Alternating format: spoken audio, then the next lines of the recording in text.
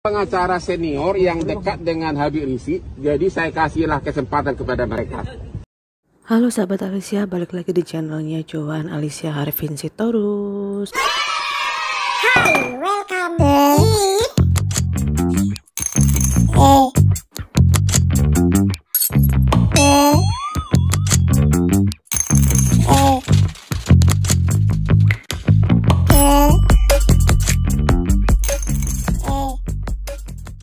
Setelah Hotman Paris, kini Ketua Umum Partai Bulan Bintang, PBB, Yusril Iza Mahendra disebut-sebut menolak membela Habib Rizik Syihab atau HRS karena telah dicap murtad dan kafir saat Pilpres.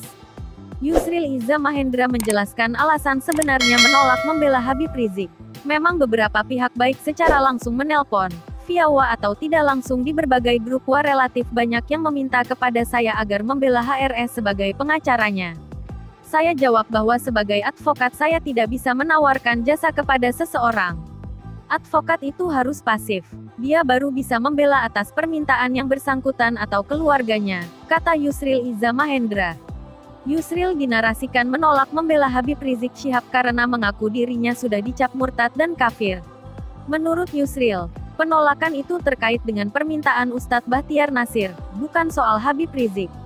Tentang Ustadz Bahtiar Nasir, beliau bukan meminta agar saya membela HRS, tetapi membela beliau sendiri yang sudah ditetapkan sebagai tersangka di Polda Metro Jaya, kata Yusril. Dalam acara internal PBB, Mukernas PPBB, pertengahan Desember ini, dalam pengarahan saya kepada jajaran partai, saya jelaskan keengganan saya membela beberapa tokoh sebagaimana banyak dimintakan kepada saya. Dahulu, alangkah banyak ormas-ormas Islam, tokoh-tokoh Islam maupun nasionalis, warga masyarakat yang dizalimi yang saya bela mulai dari kampung luar Batang sampai ke berbagai daerah. Semua saya bela sukarela, tetapi jika kesusahan sudah berlalu, mereka lupa. Itu kenyataannya, ucap Yusril. Yusril mengaku merasa dizalimi menjelang pemilu. Dia merasa dizalimi karena enggan mendukung Prabowo Subianto di Pilpres 2019 dan bahkan dicaci maki murtad serta kafir.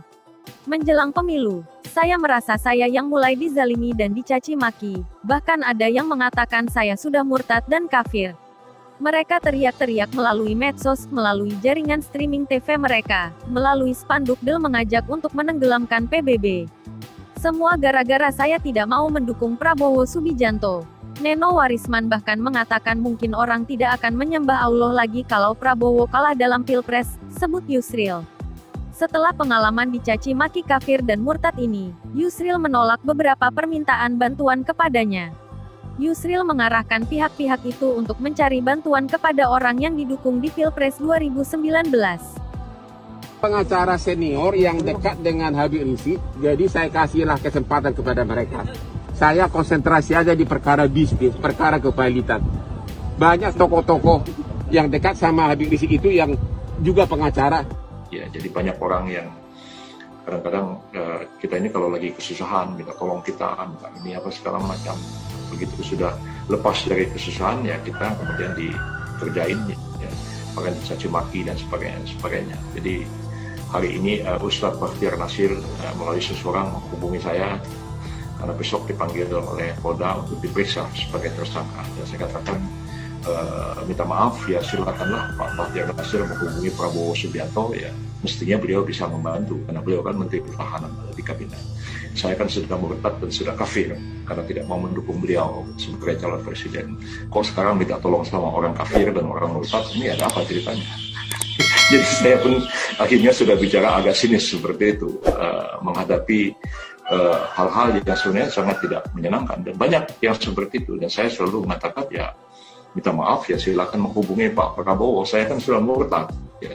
Karena akibat dari pemilu kemarin itu jumlah orang Islam di Indonesia itu menurun drastis, ya, karena sekian banyak itu murtad dan kafir oleh Anda semua. Jadi kalau dilakukan pengecekan statistik, berarti orang Islam cuma tinggal separuh di Indonesia, yang lainnya itu sudah murtad, sudah kafir semua, termasuk saya, gitu. Jadi hal-hal seperti ini sangat mengenaskan, ya, dan menjadi pengalaman sangat serius bagi kita, ya.